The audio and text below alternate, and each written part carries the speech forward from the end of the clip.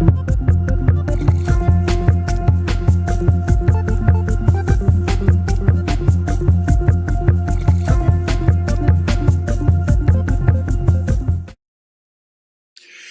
buenas noches, estimados amigos. Soy Enrique Cornejo y estoy nuevamente con ustedes esta semana en nuestro programa Punto Crítico por Onda Digital Perú. Este es un programa en el cual tratamos de hacer, como ustedes ya han visto en las anteriores semanas, análisis críticos de algunos temas de interés nacionales e internacionales. En este primer bloque quiero tocar dos temas. El primero es la evolución que viene teniendo el tipo de cambio en el Perú. Ustedes deben haber preguntado a qué se debe que el tipo de cambio esté subiendo, ahora ha bajado un poco. Lo explicaré de una manera sencilla. El tipo de cambio es un precio. Como los precios de los bienes y servicios, el tipo de cambio es el precio de la divisa. Se llama divisa a una moneda que representa a una economía que tiene una gran importancia en el mercado mundial. Entonces son divisas el dólar norteamericano, el euro, que representa la Europa comunitaria, la libra esterlina, el yen japonés o el yuan chino. Esas son las principales divisas. Hay otras, pero esas son las principales. Y como la mayor parte de las transacciones comerciales se hacen en dólares, entonces el tipo de cambio que normalmente usamos en el Perú es el dólar, es decir, el precio de la divisa dólar en soles. Como todo mercado, hay una oferta de divisas y una demanda de divisas, y en la interacción de esa oferta y de esa demanda hay un precio, un tipo de cambio determinado. ¿Quiénes son los que ofertan divisas? Obviamente los que tienen divisas o los que las generan. ¿Quiénes son los que generan divisas? Bueno, en el Perú están los exportadores peruanos, que al vender sus bienes y servicios en el exterior obtienen a cambio de sus ventas divisas, dólares. Obviamente cuando traen los dólares al Perú, parte de los dólares los usan en dólares, pero también tienen que cambiarlos a soles para cubrir sus gastos y otras transacciones que tienen que realizar. Entonces, cuando estos exportadores traen sus dólares, están evidentemente ofreciendo dólares al mercado. ¿Quiénes más traen dólares? Bueno, traen dólares también los inversionistas nacionales y extranjeros, y principalmente estos últimos que traen recursos de fuera, capitales de corto plazo o capitales de largo plazo de inversión, y que se constituyen en los inversionistas, que están dentro de los grandes proyectos, medianos proyectos donde participa la inversión extranjera. Entonces también son oferentes de divisas los inversionistas, las empresas que están en la actividad económica peruana. También ofertan divisas las familias. Las familias, nosotros, cuando tenemos recursos en dólares o tenemos algún ingreso en dólares, también es una fuente de oferta de divisas. Y también el gobierno también tiene ingresos en divisas y por lo tanto también se convierte en un generador de oferta de divisas. A veces es el propio Banco Central que tiene tenencias en divisas, en dólares, entre otras divisas, y también oferta. Y por el lado de la demanda, ¿quiénes son los que demandan? Bueno, los que principalmente demandan dólares son los importadores, que necesitan para adquirir sus bienes, insumos, bienes de capital, productos que compran en el exterior, dólares. Y para eso compran los dólares y demandan. ¿Quiénes más demandan dólares? Bueno, demandan dólares el gobierno cuando tiene que hacer pagos en dólares de la deuda externa. También demandan dólares el propio Banco Central en algunos momentos, y las propias empresas también demandan dólares para otros fines que no sean la importación. Cuando hay situaciones de incertidumbre, normalmente las familias y las empresas buscan algún mecanismo de protección, un mecanismo que les permita defender su dinero, sus activos, de una situación inesperada, incierta, en la que probablemente ese dinero o ese capital o ese activo que tienen las familias o las empresas pueden pensar que puede perder de valor. Que puede perder valor como consecuencia de una crisis económica, de una situación donde las inversiones tienen desconfianza, etc. Entonces, la oferta y la demanda de dólares está continuamente, diariamente, generando precios que son el tipo de cambio, en este caso, cuántos soles tenemos que pagar por cada dólar que deseamos o por cada dólar que ofertamos, cuánto nos van a pagar. Y se considera que en un país, si hay una suficiente cantidad de dólares en stock, pues eso da una tranquilidad y eso significa que la economía está suficientemente proveída de dólares como para no tener que pasar ninguna situación de incomodidad, de falta de recursos frente a una demanda imprevista de estos recursos, de estos dólares. Y uno de los criterios que se usa para saber si la economía tiene suficientes dólares para atender los requerimientos de corto plazo en dólares son las reservas internacionales netas que administra el Banco Central de Reserva. El último dato que tengo de la nota semanal del Banco Central de Reserva al 13 de octubre de este año es que el total de reservas internacionales es de 75.700 millones de dólares. 75.700 millones de dólares. Esto significa que si nosotros consideramos que el Perú importa en estos momentos alrededor de 3.800 millones de dólares por mes, importa. Entonces, ¿cuántos meses de importaciones de 3.800 millones tenemos en las reservas internacionales? Más o menos 20 meses. Y los economistas, los especialistas, sabemos que un país mínimamente debe tener 6 meses de importaciones. Por lo tanto, nosotros tenemos casi 4 veces el total de reservas mínimas. Esto es una gran fortaleza y es una de las razones por las cuales el tipo de cambio también tiende a estar estable y no tiene por qué pensarse que van a faltar dólares ante una eventual demanda imprevista. Estructuralmente, entonces, la economía peruana tiene los fundamentos muy sólidos y el tipo de cambio estable también tiene que ver con una inflación baja. En el Perú, en los últimos 20 años, la inflación ha sido del orden del 2 al 3% como rango meta del Banco Central. Recién este año, como consecuencia de tanta incertidumbre política principalmente, la inflación anualizada hasta el momento está en 5% y ojalá que vuelva a estar en el rango meta del 2 al 3%. De manera que la inflación baja también es otro factor que estimula un tipo de cambio estable sin mayor movimiento. La pregunta entonces es, si hay suficientes dólares en las reservas internacionales, mucho más de lo que se necesita, si la economía peruana tiene fundamentos macroeconómicos sólidos y una inflación baja a pesar de los últimos acontecimientos políticos, ¿por qué el tipo de cambio ha subido? Sobre todo hace algunas semanas. El tipo de cambio que estuvo alrededor del 3.7, 3.75 en medio de la campaña electoral y conforme avanzábamos al fin de la segunda vuelta, subió y seguía subiendo y ya después con los primeros pasos, vamos a decir así, del gobierno del presidente Castillo, ese tipo de cambio subió incluso hasta 4.15, 4.19 soles por dólar. Es decir, se produjo de facto una devaluación producto de esta situación de incertidumbre política en buena razón. Sin embargo, no ese es el único factor por el cual el tipo de cambio ha subido. También hay un componente importado, vamos a decir, que afecta los precios y el tipo de cambio como consecuencia también.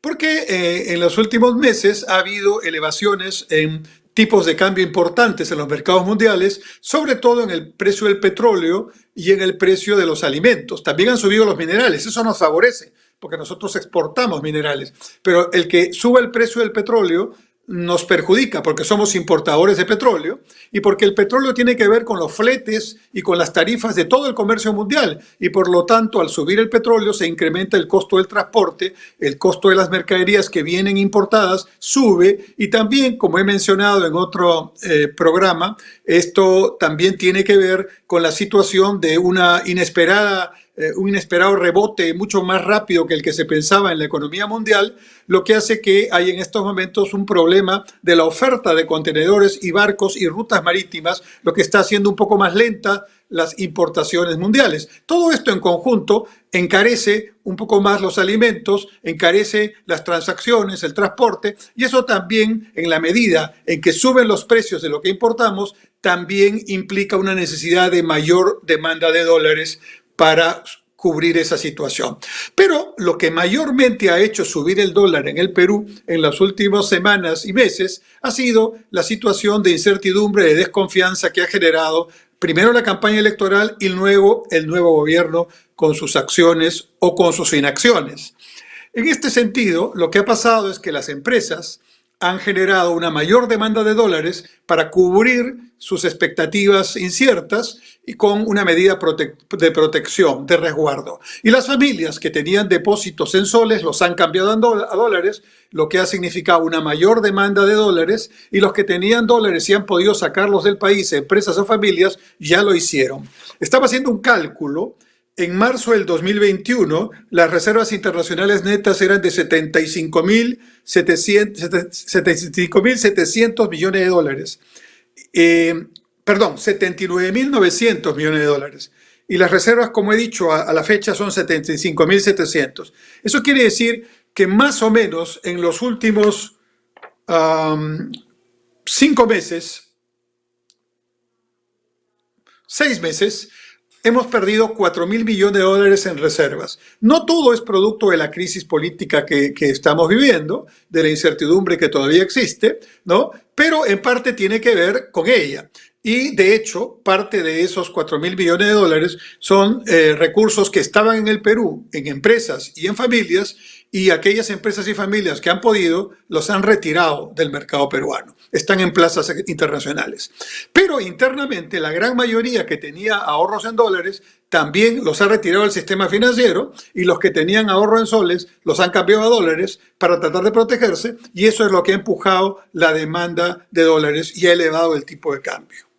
El tipo de cambio entonces ha llegado a ponerse casi en 4.20, 4.19, pero apenas se tomó la decisión a nivel del gobierno nacional de cambiar el gabinete que presidía el señor Bellido por la señora Vázquez, que está en estos momentos en ese cargo, y de sacar a los ministros que estaban en una posición muy radical y preocupante. Entonces eso ha dado cierta tranquilidad temporal, al menos en los mercados y en la incertidumbre que había. Todavía sigue habiendo desconfianza, pero ahora estamos esperando el discurso en la presentación del gabinete de la señora Vázquez en el Congreso de la República, y a ver qué cosa es lo que hace el nuevo gabinete y el gobierno en general con respecto a los temas que preocupan y que siempre tienen que ver con la tranquilidad económica, el tratamiento de las inversiones privadas, el reconocimiento de los contratos ley y, por supuesto, la estabilidad económica y política que necesitamos. Entonces, esta situación, más la ratificación de Julio Velarde como presidente del Banco Central, creo que han sido elementos que han ayudado a dar una cierta tregua de tranquilidad. Y eso ha hecho que ya no esté incrementándose por ese factor tanto el tipo de cambio. Como el efecto internacional ya pasó, ya estamos como interiorizando el efecto internacional de los precios mayores de alimentos y de petróleo. Entonces, ¿qué ha pasado? Ha empezado a bajar el tipo de cambio, y algunas personas y empresas y familias que tenían dinero en dólares como una medida precautoria, pero que no tienen, digamos, una oportunidad de colocación inmediata, o lo tenían solamente por precaución, al ver que el tipo de cambio empezó a bajar y temiendo que podrían perder dinero si seguía bajando frente a lo que les costó el dólar, han empezado también a vender sus dólares. Y esa es una situación que ha provocado que el tipo de cambio se ponga prácticamente en 3.9, 3.9 y algo en estos días. ¿Qué puede pasar con el tipo de cambio en los próximos días? Depende fundamentalmente, yo diría, de los factores políticos, si generan confianza, si generan certidumbre, más que de los factores internacionales que ya han amenguado su impacto negativo en precios por vía incremento de petróleo u otros elementos que afectan la economía peruana. Esa es la situación con el tipo de cambio, y lo más prudente es quien recibe dinero en soles y tiene que hacer gastos en soles, no especular con el dólar, porque al final del día, con estas subidas y bajadas, puede perder dinero antes que protegerse de algo que ciertamente genera desconfianza, pero que en este momento no sabemos ciertamente cómo irá. Un segundo tema que quería conversar en este primer bloque tiene que ver con lo que yo llamo una situación de cosecha de tempestades en el gobierno luego de haber sembrado vientos. Como dice el refrán, siembra vientos, cosecha tempestades. Y esto es lo que ha pasado con el presidente Castillo. Cuando él era candidato a la presidencia, ofreció de todo. A los cocaleros les ofreció que iba a parar, a detener la erradicación de cultivos de coca, lo cual ya es un problema serio. Les ofreció que iba a expulsar a la DEA, les ofreció muchas cosas. A los ronderos de las rondas campesinas les ofreció que iban a tener trabajo en las rondas urbanas, casi como los policías o los serenos, ¿no? A los pobladores de las zonas mineras les ofreció que iban a participar en el canon minero más directamente, que iban incluso a tener a su cargo el transporte para entrar y salir a las minas. Es decir, ofreció de todo como en bodega, y ahora está en problemas, porque ya como presidente muchos de los ofrecimientos simplemente no los puede cumplir por inaplicables y otros no los puede cumplir porque no está facultado para hacerlo o necesita una ley expresa o simplemente va en contra de un sentido común ya en el manejo del gobierno, en la política como Estado que tiene que manejarse de esa manera. Una cosa es ser candidato, otra cosa es ser presidente. Una cosa es estar en campaña y otra cosa muy diferente es estar en gestión de gobierno. Por lo tanto, si consideramos estos elementos, creo que son apenas los primeros indicios, las primeras manifestaciones de un malestar, ya no de quienes no hemos votado por el señor Castillo y por su gobierno, pero que respetamos que es un gobierno que se constituyó democráticamente, sino un malestar de quienes sí votaron por el señor Castillo con la esperanza de que algunas de estas propuestas fueran cumplidas rápidamente y lo que se está observando, como era de prever, es que esas promesas no se están cumpliendo y no se van a cumplir desde mi punto de vista por razones técnicas o por razones legales y constitucionales, sin duda. Eso es un problema y que es una lección para todos los que hacen política que, pues, con tal de llegar al poder, pues solamente piensan en buscar votos a como dé lugar, no importa qué es lo que luego tengan que hacer o no tengan que hacer o no puedan hacer cuando ya están en el gobierno. Esta es una lección para todos y sobre todo para quienes empiezan en política y sobre todo los más jóvenes que tienen que estar seguros que lo que tienen que hacer es exactamente ser políticamente transparentes, en el sentido no solamente de no cometer irregularidades cuando están en el poder, sino fundamentalmente de cumplir las promesas. Y para cumplir las promesas y no generar más desconfianza, hay que estar seguros de qué se promete. Y para estar seguros de qué se promete, hay que prepararse, hay que estudiar, hay que generar condiciones de buena escucha y de diálogo con todos, aspectos que nuestro presidente actual y el gobierno actual no han hecho durante la campaña. Dicho esto, vamos a hacer un alto y nos vemos en un momento en Punto Crítico, su programa de Onda Digital Perú de hoy, martes a las 7 de la noche.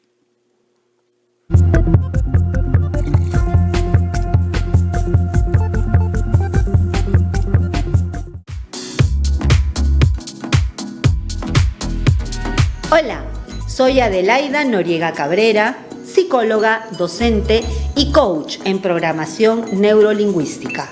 Este y todos los jueves a las 7:30 de la noche te espero en Conversando Íntimamente para tratar temas de interés. Recuerda, el jueves a las 7:30 tienes una cita íntima conmigo.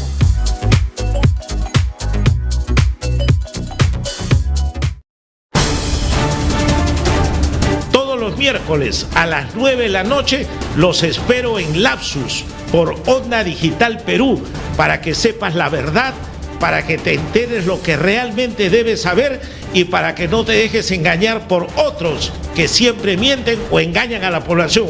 Lapsus, Onda Digital Perú, miércoles 9 de la noche.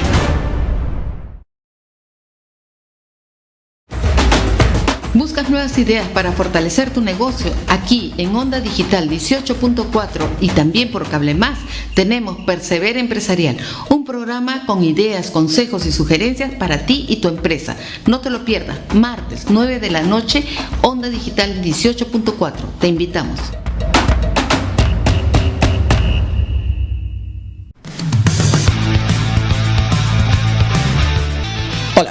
Soy Omar Sar y todos los viernes a las 18 horas transmitimos nuestro programa El Constitucional por Onda Digital, canal 18.4 de televisión digital abierta en Lima y por Cable Más en el canal 791.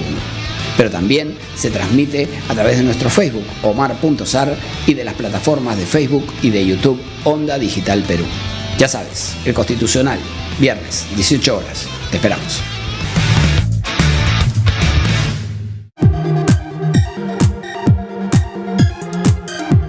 Hola a todos, soy Elena Pérez Vargas y los invito a ver todos los martes de 8 a 9 de la noche Panorama Público por Onda Digital Perú, con las entrevistas y análisis a los temas políticos, sociales del acontecer nacional e internacional. Todos los martes de 8 a 9 de la noche, Panorama Público.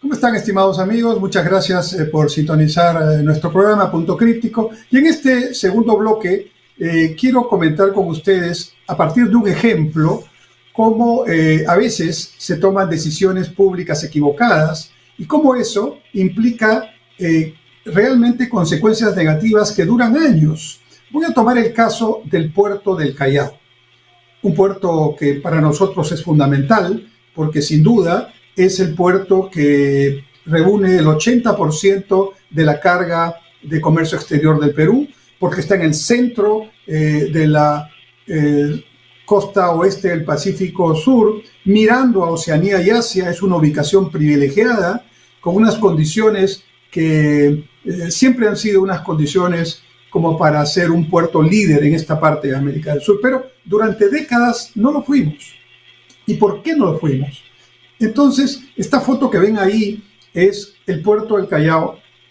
Y como observan, ese es el llamado Muelle 5, o ahora se llama Muelle Norte, que no tiene o no tenía ni una sola grúa pórtico. Y los dos buques, o los tres buques que ven ahí acuadrados a ambos lados del muelle, tienen grúas. Entonces yo quiero explicarles que hace muchas décadas atrás los puertos se modernizaron. Y entre otras modernización, el elemento fundamental que había era que los puertos ya no tenían que esperar que vinieran buques con su propia grúa pórtico, porque las grúas pórticos se colocaban en los puertos. Y esto aligeró tremendamente a las naves, que ya no tenían que cargar toneladas de equipo con estos grúas pórtico, que son muy pesadas porque cargan a los contenedores. Los contenedores de 20 pies o de 40 pies son las unidades internacionales estandarizadas donde va la mayor parte de la carga del comercio mundial. Entonces, hace ya muchos años, muchas décadas atrás, que los puertos tenían sus propias grúas pórtico de muelle para subir y bajar contenedores y grúas pórticos de patio para, desplazar los contenedores desde los camiones hacia los barcos o desde el barco hacia el muelle y el camión correspondientemente, o llevarlos a los depósitos dentro del terminal portuario. Bueno, entonces el Callao, que repito, desde principios del siglo XX era ya un puerto llamado a ser el hub regional de esta parte del Pacífico Sur, estaba atrasado. Y estaba atrasado no porque no tuviera gente buena que dirigiera el puerto en diferentes ocasiones, sino porque el hecho de que era una empresa pública la que tenía a su cargo el puerto del Callao impidió que durante varias décadas se tomaran oportunamente las decisiones para poner la inversión necesaria para equipar y modernizar al puerto del Callao. Durante muchísimos años, mientras puertos, en la siguiente vista podemos ver,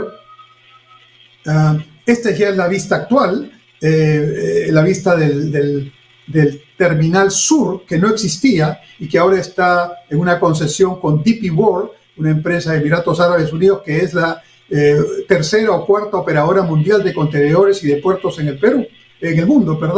Y en la siguiente vista podemos ver otra vista, esta vez desde el Muelle Sur, todo ese muelle que ven, que más de 750 metros de largo, tiene ya las grúas pórtico, las rojas que ven ahí, que son las grúas pórtico de muelle, y los buques, que ya son buques modernos, que ya no necesitan venir con grúa pórtico propia. Y al fondo se logra ver seguramente una grúa pórtico azul, que es la de justamente el terminal norte. Esa está concesionada a otro operador mundial, que es APM Terminals, de origen danés, y que es el segundo operador de puertos del mundo, después de los chinos, que concursaron para ganar este concurso del terminal norte, pero perdieron con los daneses, que son los segundos del mundo. Imagínense, tan importante es el puerto del Callao, que cuando hicimos esta concesión en el año 2010, estuvieron los más grandes operadores del mundo intentando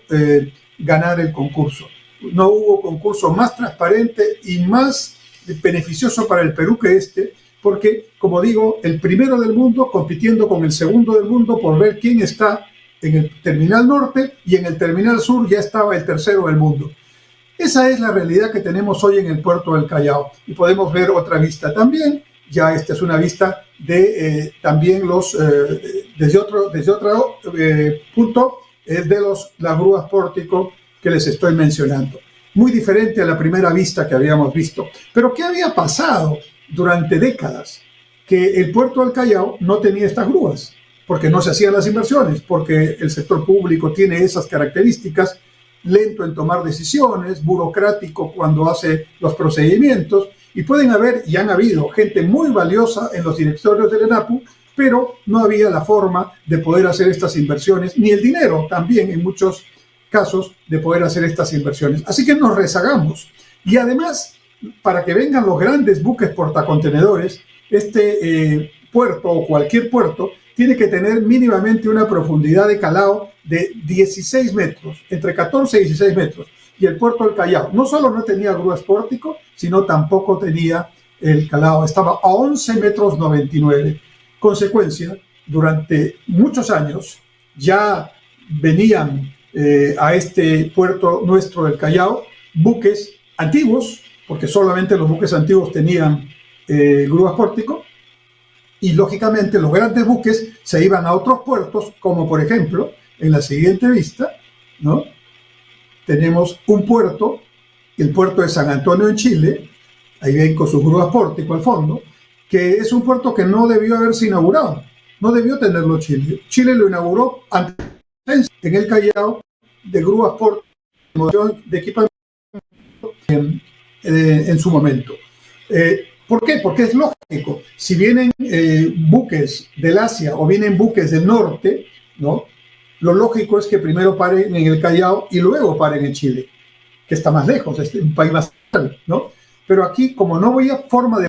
porque había la profundidad y no había las grúas pórtico mínimamente, entonces se iban al puerto de San Antonio, Chile, o siguiente vista, e iban al puerto de Guayaquil, en Ecuador, miren con la cantidad de grúas pórtico, o siguiente vista, al puerto de Buenaventura en Colombia, todos con grúas pórtico, 10 o 20 años antes que el Callao, o 30 años antes que el Callao. Esto es un asunto que sin duda no debió pasar. Y ocurrió porque por concepciones inadecuadas de que solamente debe haber capital y gestión estatal en el puerto del Callao, se logró solamente retrasarnos frente a todos los puertos que están alrededor, e incluso a puertos que nunca debieron tener prioridad sobre el Callao, pero que la tuvieron por la ausencia de una oferta portuaria en el Callao que estuviera en condiciones de tomar la carga de los buques modernos, grandes, más pesados y con evidentemente mayores requerimientos de eficiencia portuaria. Siguiente. ¿Listo? Y entonces ahora están cambiando las cosas. Ya vimos las vistas del Callao con sus muelles norte y sur, con ya tecnología moderna, con 16 metros de profundidad, y por lo tanto ya podemos recibir a los buques más modernos del mundo. Lo estamos haciendo con operadores de primer mundo que están trabajando y compitiendo para lograrlo. Y además, al norte del Perú, en Chancay, tenemos una obra que es el megapuerto de Chancay, cuya primera etapa está en esta foto, y que es con una inversión inicial de $1.100 millones, pero para llegar a $3.000 millones de inversión, es una inversión china para hacer allí en Chancay un megapuerto chino como parte de la estrategia china mundial de la nueva ruta de la seda. Entonces, este megapuerto mundial va a ser el hub que China va a tener para su carga con el Asia y América del Sur, y va a estar en Chancay. Y claro, algunos se preguntarán, ¿eso le quitará carga al puerto del Callao? No, porque en realidad, si miramos de manera integral este tema, este puerto de Chancay viene con su carga bajo el brazo, que es la carga china, ¿no? Va a ser operado por la primera empresa mundial de contenedores China y evidentemente eso ya le da una garantía de un movimiento propio. Además hay muchas inversiones chinas en Perú, pero las posibilidades del puerto del Callao siguen crecientes, y en la medida que nuestro comercio exterior siga creciendo y siga diversificándose, más bien vamos a tener una posibilidad de tener un megapuerto en Chancay, un megapuerto en el Callao, haciendo ya las veces de hub regional, un aeropuerto internacional Jorge Chávez ampliado con segunda pista y con segundo terminal, y por lo tanto mucho más competitivo. Y si unimos con otras formas de infraestructura, un tren de cercanías que venga desde Huacho hasta el Callao y que empalme con la ruta 2 del metro de Lima y Callao, un tren de cercanías que debería ser el propio ferrocarril central adaptado para esta circunstancia, que venga desde el centro hacia el Callao, como ya lo hace, pero con otro tipo de equipos, y un tren de cercanías del sur que puede venir desde Ica hasta la estación de Villa El Salvador de la línea 1 del metro de Lima y Callao, con lo cual hacemos todo una suerte de equipo y de estrategia multimodal para ya no solamente el Callao, sino Chancay, Callao y hasta Pisco, establecer una gran zona multimodal, hub desde el Perú para el mundo, y ahí sí, sin ninguna competencia posible, porque la ubicación del Perú es extraordinaria y del Callao en particular es extraordinaria para ejercer esa tarea. Fíjense ustedes todas las posibilidades que ahora podemos tener, pero fíjense también todo lo que perdimos por 3 décadas o 4 décadas donde no se hicieron las decisiones correspondientes a tiempo, no se pusieron las inversiones que se tenían que poner, y eso perjudicó fundamentalmente a los peruanos, no solamente a los que hacían comercio exterior, sino a todo el Perú, y esa que sea una lección para que quienes hoy pretenden en alguna de sus decisiones políticas volver a tiempos en los que había esta presencia de empresas estatales que generalmente no eran eficientes y generaban pérdidas, y que tenían serios problemas para mirar con perspectiva y modernidad la infraestructura, pues que sea un elemento para que ellos puedan reflexionar y dejar de pensar en esas políticas de espejo retrovisor, y más bien miren al mundo y miren las grandes exigencias y grandes desafíos que tenemos en el Perú, no solo en este orden de cosas de la infraestructura portuaria, sino en muchos otros aspectos. Dicho esto, vamos a hacer una pausa y volvemos en un momento en Punto Crítico.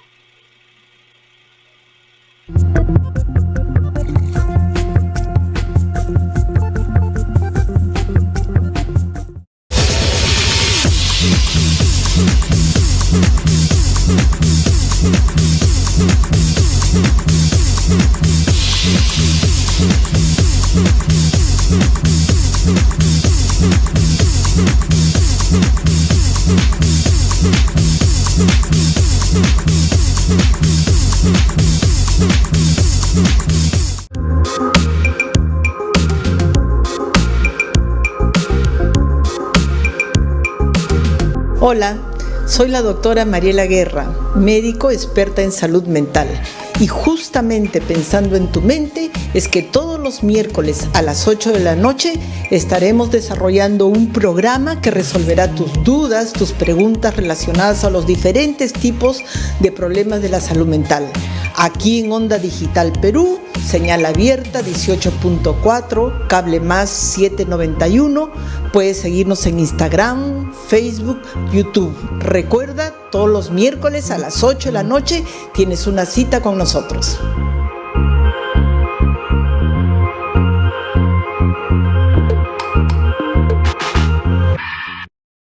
Algunas veces es formal, otras es más casual, a veces es pícaro, pero siempre muy entretenido. Por fin es hoy, con Hamilton Segura, por Onda Digital Perú, canal 18.4, también por Cable Más, canal 791 y por Facebook.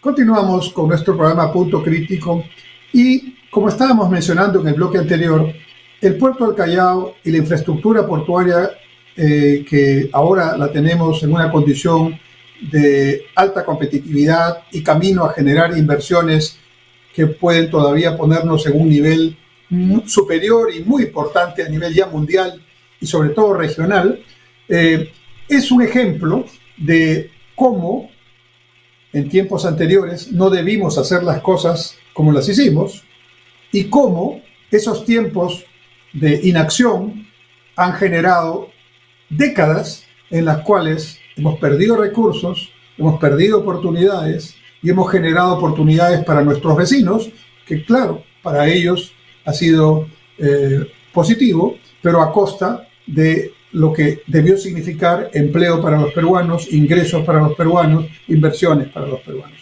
Curiosamente, quienes estaban en contra de que participaran inversionistas de alto nivel en el puerto del Callao sostenían la tesis, qué curioso, ¿no?, de que estas inversiones iban a favorecer a países vecinos y particularmente a nuestro vecino del sur, Chile, cuando ya habíamos favorecido a Chile por no tener las inversiones, como lo hemos demostrado hace un momento.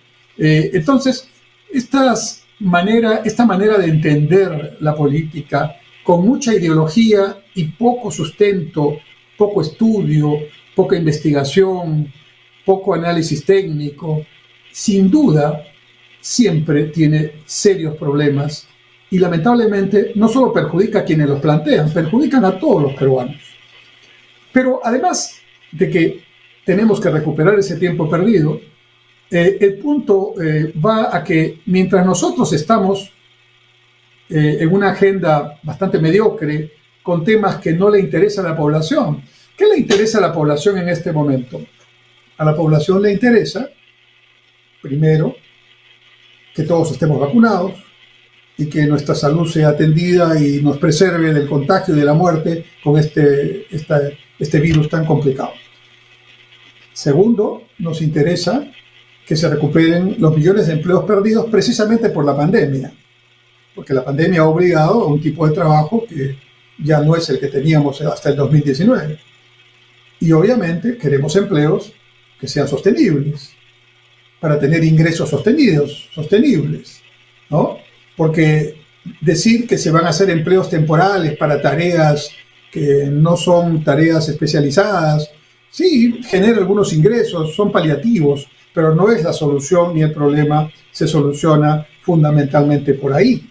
La única manera de generar empleos y recuperar los que se han perdido y generar otros que necesitamos, ¿no?, es con mayor inversión privada, es con mayor crecimiento económico y como consecuencia de ello, más empleos y como consecuencia de más empleos, más ingresos. Ese aspecto de la economía tan fundamental no es entendido ahora desde las más altas esferas del gobierno. No es entendido no porque, tengan dificultad solamente para entenderlo, sino que ponen por delante el tema ideológico, ¿no?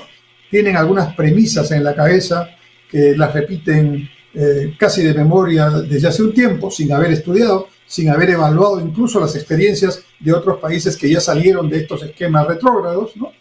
Y con esas ideas preconcebidas, sin mucho estudio, sin mucho debate, empiezan a decir generalidades, ¿no? El tema de la pobreza depende de que el modelo económico no funcionó.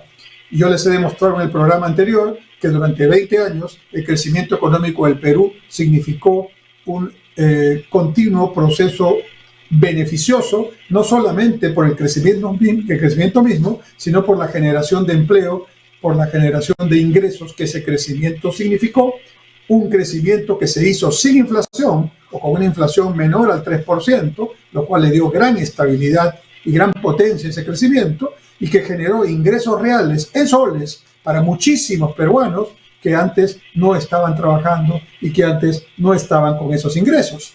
Y evidentemente ese círculo virtuoso se completó con una reducción de la pobreza medida de la misma forma como la medimos ahora, de 54% a 20%, 34 puntos de rebaja en la pobreza, que no es poca cosa, que es significativo.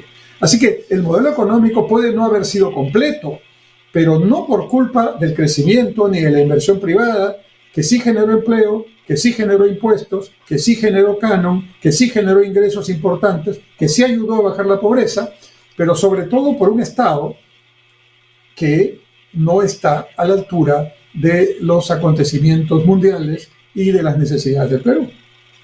5 son los bienes públicos fundamentales que debe proveer el Estado. El primero es el de la educación, una educación de calidad. ¿Qué se está haciendo en el sector educativo en este momento? Pues hay un ministro que está más preocupado porque no haya carrera magisterial y que no se les tome exámenes a los profesores que por los contenidos educativos y por volver a la semipresencialidad o la presencialidad de nuestros niños y jóvenes cuando ya lo podamos hacer en el contexto de esta pandemia. Segundo, un Estado debe proveer como bien público, es decir, a todos los ciudadanos, sin excepción, una salud de calidad. Y salud de calidad significa tener los más de 1.800 centros de salud y postas médicas en el Perú con médico, con laboratorio, con equipos de diagnóstico, imágenes, radiografías, ecografías, etcétera, y con la posibilidad entonces que vaya cada ciudadano peruano a su centro de salud más cercano y no tenga que ir al hospital de alta complejidad para hacer colas de madrugada y para que le den citas dentro de varios meses para una consulta. Pero además, no solamente es tener el centro de salud con el equipo humano y técnico correspondiente, sino hacer un trabajo de educación preventiva para que justamente no se tenga que curar la enfermedad, sino se tenga que prevenir la enfermedad con un recurso que es muchísimo más barato que el que ya cuesta una enfermedad terminal, pero además con la extraordinaria posibilidad de preservar la vida, que es lo más valioso que tenemos. Entonces, educación de calidad, salud de calidad y preventiva fundamentalmente, tareas que en este momento ninguna de las dos se están haciendo. En el caso de salud, por la emergencia, se está priorizando y lógicamente es algo que hay que hacerlo en este tiempo, en la vacunación. Pero ya hay que ir pensando en esta salud preventiva y en los centros de salud antes que en los hospitales mismos. Tercero, el tercer bien público que el Estado tiene que proveer sí o sí es una infraestructura básica de calidad. Esto significa, como bien público, paréntesis, el bien público es el que el Estado otorga a todos, sin distinguir quiénes pagan impuestos, quiénes no pagan impuestos, quiénes tienen más ingresos, quiénes tienen menos ingresos, quiénes tienen empleo, quiénes no tienen empleo. El Estado, como su obligación, genera el bien público para todos. Y entonces entre los bienes públicos están fundamentalmente el agua y desagüe. Todavía tenemos algunos millones de peruanos que no tienen servicios de agua de red pública y otros más que no tienen servicio de saneamiento o desagüe de red pública. Y esto es fundamental. Ir a la universalización del agua y saneamiento de red pública para todos los peruanos tiene que ser un tema que no tiene color político, que no tiene bandera, que no sea la bandera peruana y el objetivo de todos de apoyar un tema como ese. Pero hay que cambiar la cultura de la gestión pública. Incluso esto tiene que ver también con los gobiernos regionales y municipales, que a veces sus recursos, y sobre todo los recursos del canon y regalías, los destinan a otros temas que no son los básicos, los fundamentales, por ejemplo, agua y desagüe. Entonces, infraestructura de calidad en agua y saneamiento, infraestructura de calidad en puentes, en caminos, infraestructura de calidad en Wi-Fi, que también debe ser gratuito y debe ser bien público, porque ya el Wi-Fi se ha convertido en el elemento de comunicación del siglo XXI y está demostrado que los peruanos lo aprovechamos muy bien. Los estudios de web en la Universidad San Martín de Porres demuestran que la productividad del campesino peruano pobre se ha incrementado solamente como consecuencia de disponer de teléfonos celulares con los cuales han cambiado cualitativamente y positivamente su posición y han mejorado su productividad. Y además, otro dato, en el Perú somos 33,5 millones de peruanos según el censo, ¿no? Pero tenemos más de 35 millones de celulares activos. Quiere decir que hay más celulares que peruanos. ¿Y eso qué quiere decir? Que los peruanos todos, unos y otros, tenemos en el celular un instrumento fundamental para no solamente nuestra vida diaria, sino nuestro trabajo y nuestras actividades productivas. Entonces, darle Wi-Fi gratuito a la población con una buena red dorsal de fibra óptica que tiene que llegar no solo a las capitales de departamentos, sino también a las provincias e incluso a ciudades intermedias vinculadas a distritos, es una tarea fundamental, bien público, que el Estado tiene que desarrollar. Pero junto con eso, la energía, que tiene que ver con los gasoductos para masificar el gas en todo el Perú, que tiene que ver también con los gasos primarios de gas, pero hay que luego hacer las redes secundarias para que las tuberías de gas lleguen a las empresas, lleguen a las casas de las familias en todo el Perú, como nos merecemos, ¿no? Y creo que ahí también hay que definitivamente poner la prioridad. Y hidroeléctricas también, para que junto con el gas y la energía eólica, vientos y la energía solar, paneles solares, puedan cambiar ya definitivamente la matriz energética del Perú, cumplir con nuestros compromisos con el mundo adquiridos en la COP21 en París y al mismo tiempo elevar los niveles de vida de la población al respirar limpio y al postular y desarrollar una actividad sostenible que no contamina en muchos aspectos. Hay que eliminar del transporte público el diésel y la gasolina, y esto implica empezar a pensar desde ahora en una oferta de movilidad eléctrica para el transporte público primero y después para los vehículos particulares. Como ya lo ha definido Europa, como ya lo ha definido Estados Unidos, entonces la infraestructura tiene que ver con estos temas. Entonces, educación de calidad, salud preventiva de calidad, infraestructura básica, bienes públicos que el Estado tiene que desarrollar. Cuarto, que haya seguridad externa, pero sobre todo la seguridad ciudadana que afecta en el día a día a todos los peruanos, en todas las ciudades, en todos los barrios.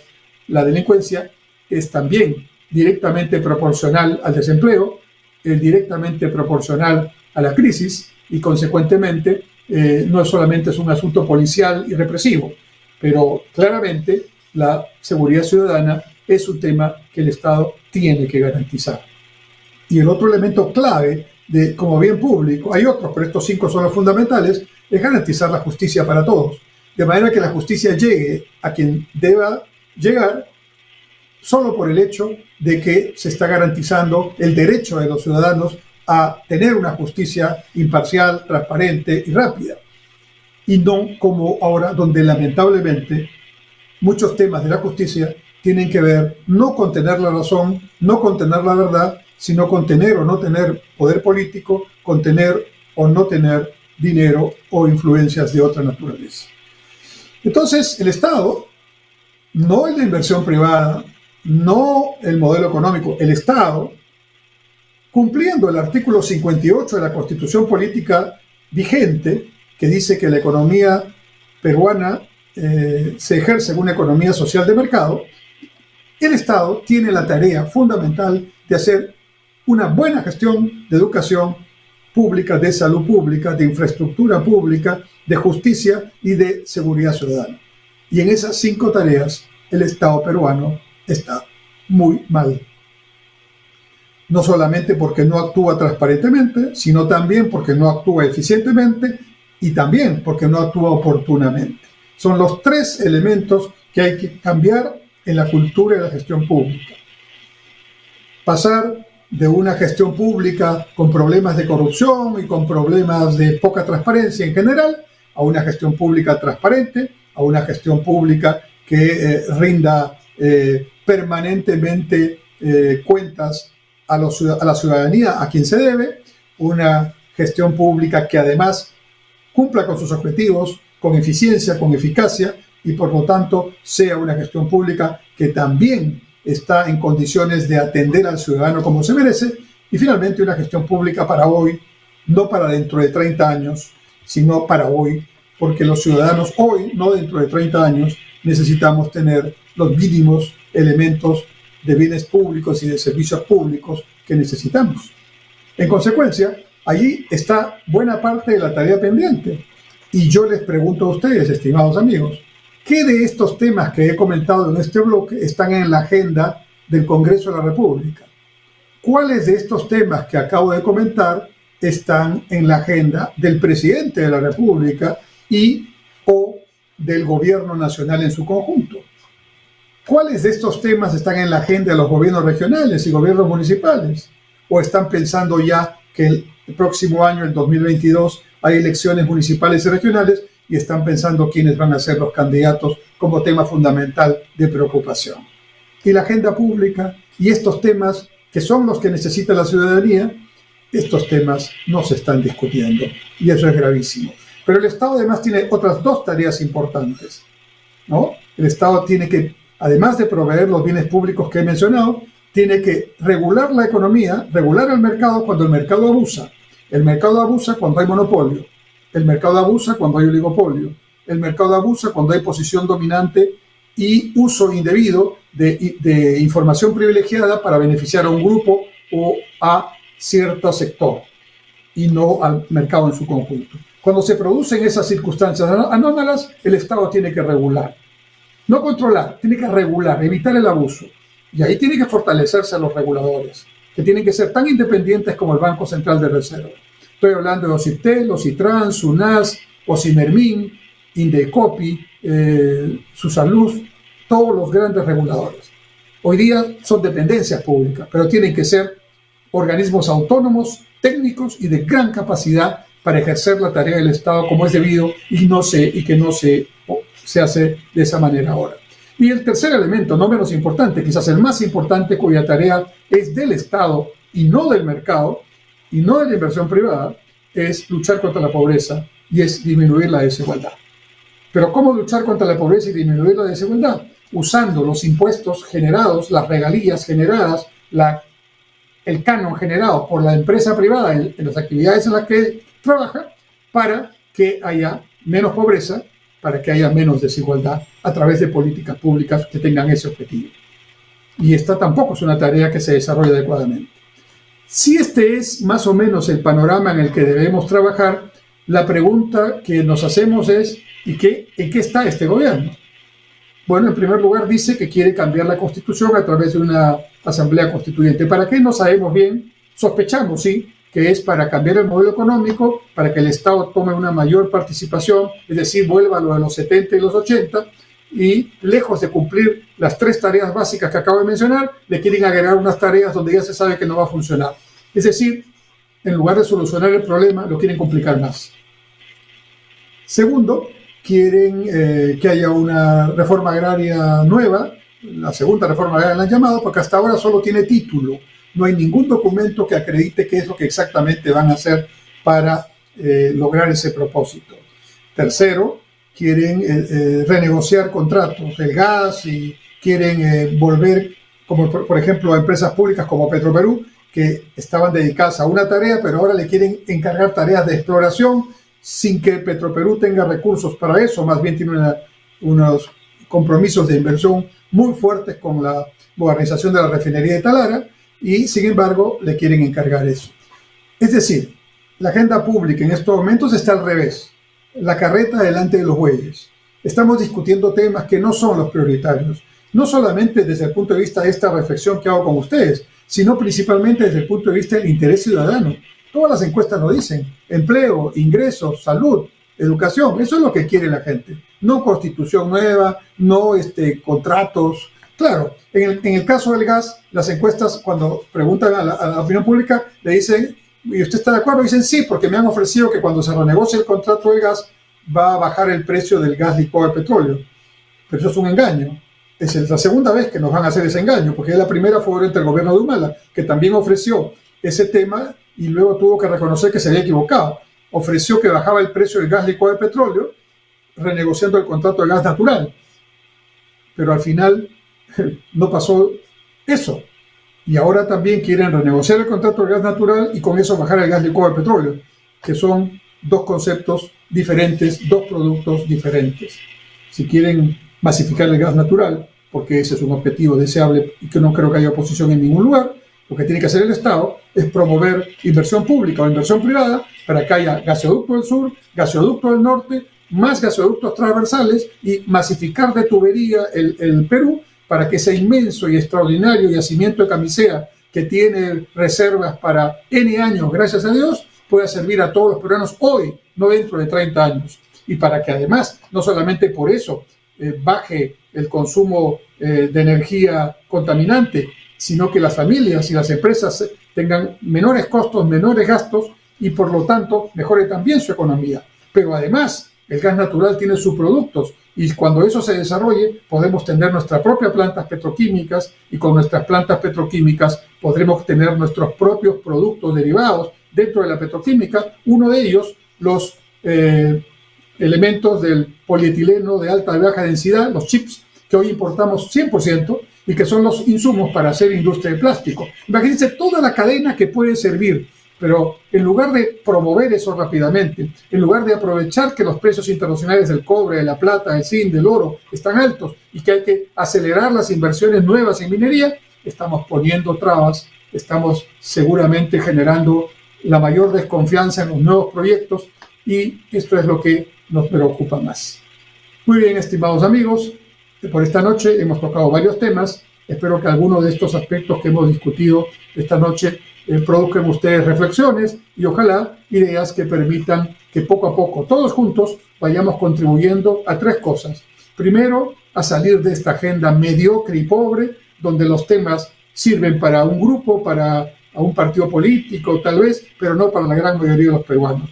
Segundo, recuperar rápidamente la salud y la economía, la salud de las familias y la economía de las empresas y de las familias para poder estar nuevamente en una condición mínima adecuada. Y tercero, lograr que a mediano plazo nuestro país pueda aprovechar sus inmensas potencialidades y posibilidades para lograr lo que se merece nuestro país, lo que merecemos los peruanos, vivir en mejores condiciones, vivir felices, aprovechando nuestras capacidades, pero mirando al mundo, estableciendo estrategias prospectivas, educando bien y con un capital humano adecuado que lo tenemos, desarrollando las tareas que corresponden.